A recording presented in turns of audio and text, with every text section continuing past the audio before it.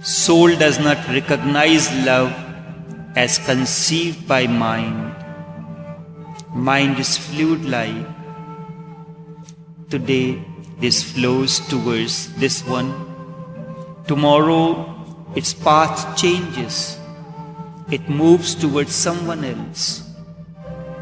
That who was the center of your attraction, that without who the sun never rose and never set in your life,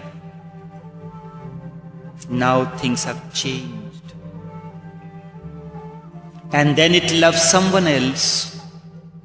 Mind cannot be trusted beyond a certain extent. When mind is in love, it makes promises of trust, promises of eternity.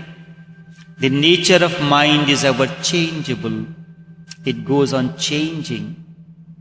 Mind is a flow. Just as you can never enter the same river twice, because river is not stationary. River is a flow that flows between the two shores. So too life moves between the two shores. And today it flows towards one. Tomorrow its path changes. And then it loves someone else. Mind cannot be trusted beyond a certain extent. When mind is in love, it makes promises of trust, and trust to last till eternity. The nature of mind is ever changeable. It goes on changing. Mind is flowing. Soul seeks the eternal. The joy that overflows when soul recognizes the answering soul is bhakti or devotion. Deep within, there is a power that knows beyond our knowings. We are not aliens nor as strangers joined. We are bound to each other by a causeless force. That causeless force that binds us towards the other is bhakti or devotion. The joy that overflows when soul recognizes the answering soul is bhakti or devotion. When love transcends its boundaries of finiteness, it attains a new texture. It enters the eternal realm. Thus begins bhakti. Thus begins the realm of soul. Thus begins the journey of transcendence. Thus begins devotion. Soul has no boundaries. The reach of the body is short-lived. Mind goes a little far. Bhakti or devotion is eternal. Through the body, lust is born, lust is gross. Through the mind, you get the glimpse of love. Love is somewhat fluid-like. Soul seeks the eternal. Soul seeks the formless. Bhakti is the union of formless to formless. Bhakti or devotion is the union of formless to formless. Bhakti निराकार से निराकार का मिलन है. Nirakar, the formless, the union between two formless. Mind has a form, a little more subtle. Body is gross, it has form. Soul has no form. Bhakti is the union of the formless to the formless. Bhakti निराकार से निराकार का मिलन है.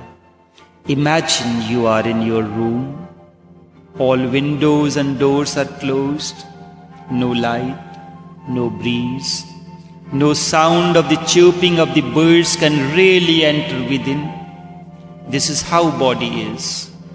Nothing can enter, no ripples arises within the body.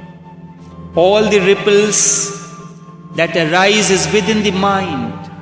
That's where love flows, that's where love grows. Now you open the doors and windows, and as soon as the doors and windows are open, the light, the breeze, the sound of the birds, and the fragrance of the flowers enter. This is the realm of the mind. You get a glimpse of the infinite sky. This is how the mind is. Still you are in the mind, a little free, yet still you are in a cage of finiteness. Now you have decided to come out of the room.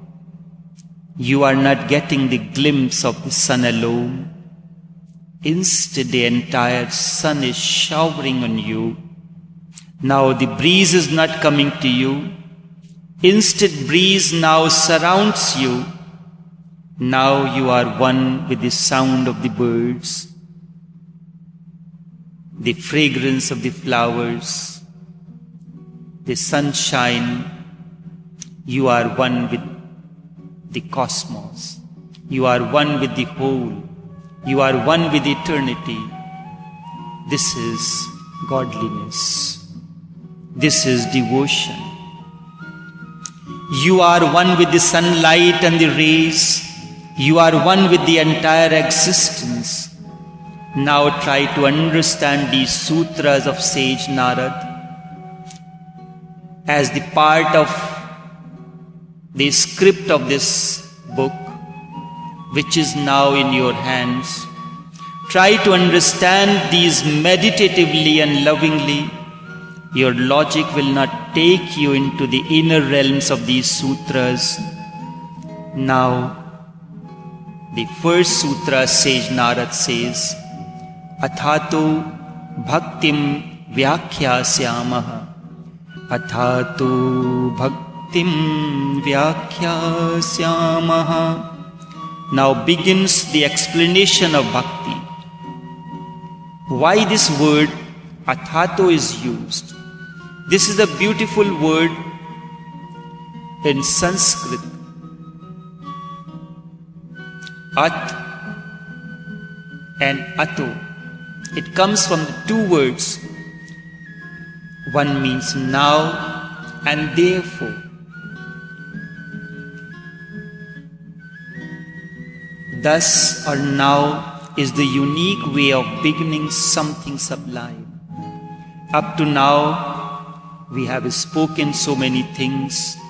We spoke of body, mind, soul, and many such other things.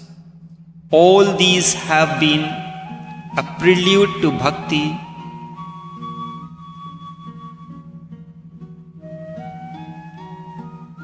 Bhakti is not something that is spoken once and that is all. It is a continuum beyond time and space. It grows within your inner sanctum. The explanation of bhakti continues and will continue until every individual seeks bhakti within him. Until this inner sanctum is invoked with that energy field. We have seen the realm of the mind as well. Now therefore let us speak of bhakti or devotion. All of a sudden, explanation begins. This is the unique way about Hindu scriptures. Nowhere else a scripture begins with now, therefore. The moment you say now, therefore, I begin, it says there is something incomplete. It seems something was going on before this explanation, of which we are not aware. And this explanation is just in the middle.